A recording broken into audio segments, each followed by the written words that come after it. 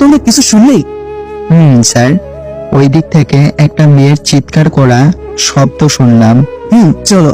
তারপর সেই শব্দ অনুসরণ করে আমরা গিয়ে দেখি 7টা ছেলে একটা মেয়েকে কোথাও যেন ধরে নিয়ে যাচ্ছে জোর করে। আমরা কোনো কথা না বলে গিয়ে ছেলেগুলোকে মারতে লাগলাম, ওদেরকে মেরে শুইয়ে দিয়েছি। ওদের লিডার পালানোর চেষ্টা করলো, দৌড়ে পালাচ্ছে ওদের লিডার। তোমরা এদের দেখো, আমি ওকে দেখছি। Okay sir. তারপর আমি ওদের লিডারের পেছন পেছন দৌড়াতে লাগলাম। রাস্তায় গাড়ি করে যাচ্ছিল তিশা। আমাকে একটা লোকের পেছনে দৌড়াতে দেখে তিশা গাড়ি থেকে নেমে আমার পেছনে দৌড়াতে লাগলো। আজ তোমাকে ধরবই। খুব জোরে দৌড়াচ্ছি, যে করেই হোক ওকে ধরতেই হবে। ওকে ধরলেই আমি এই কেসটা সমাধান করার জন্য কোনো ক্লু পেতে পারি।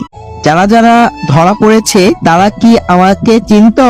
না বস, ওরা শুধু আমাকেই চিনতো।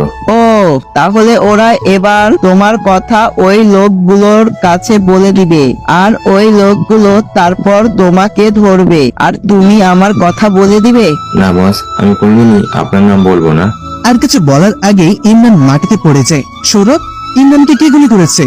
আমাদের এই কাজ কেউ কাউকে বিশ্বাস করতে পারে না ইমরান। তুমি বেঁচে থাকলে আমি একটা টেনশনে থাকতাম যে তুমি ধরা পড়লে আমার কথা বলে দিতে পারো, আর আমার বস আমাকে শিখিয়েছে আমাদের দলে কাউকে নিয়ে টেনশন থাকলে তাকে শেষ করে দিতে। বস, আর আমি সানজিদা সুলতানা। আমি রিমন। ক্লাসে যাওয়া যাক। তারপর সানজিদার সাথে ক্লাসে যেতে লাগলাম, কিন্তু কলেজের সবাই অবাক দৃষ্টিতে আমার দিকে তাকিয়ে আছে। মনে হচ্ছে আমি কোনো এলিয়েন। আশিক, জাবির ওরা মেয়েদের সাথে কথা বলা শুরু করে দিয়েছে। কলেজে হইচই পড়ে গিয়েছে যে ভিপির ভাইকে একটা ছেলে মেরেছে। ক্লাসের সবাই আমার দিকে অবাক চোখে তাকিয়েছিল। সবার দৃষ্টি আমার দিকে দেখে নিজেকে সেলিব্রিটি মনে হচ্ছে। আমি সানজিদার সাথে কথা বলছি। আশিক, জাবির, মাহিয়ান, জয়, সাব্বির ওরাও ক্লাসে এসেছে। একটু পর ক্লাসে স্যার এলো। স্যার আমাকে জিজ্ঞাসা করলেন আমি ভিপির ভাইকে কেন মেরেছি। আমি বললাম একটা মেয়ের সাথে অসভ্যতামি করার চেষ্টা করেছে তাই। এদের বসের কাছে দিয়ে দিব। ওকে বস। তিশা আর অন্য সব মেয়েদের মুখে কস্টিপ দিয়ে হাত পা বাঁধা, ওরা চলে গেল। সৌরভ হচ্ছে ওদের বস। না, আজ তিশাকে এখান থেকে বের করা যাবে না, কারণ এদের ধরলে এদের বস যে এই কাজগুলো করাচ্ছে তাকে ধরতে পারবো না। তাই ওদের বস কাল আসবে, আর কালই আমাদের মিশন শুরু হবে, আর ওদের বসকেও কাল ধরবো।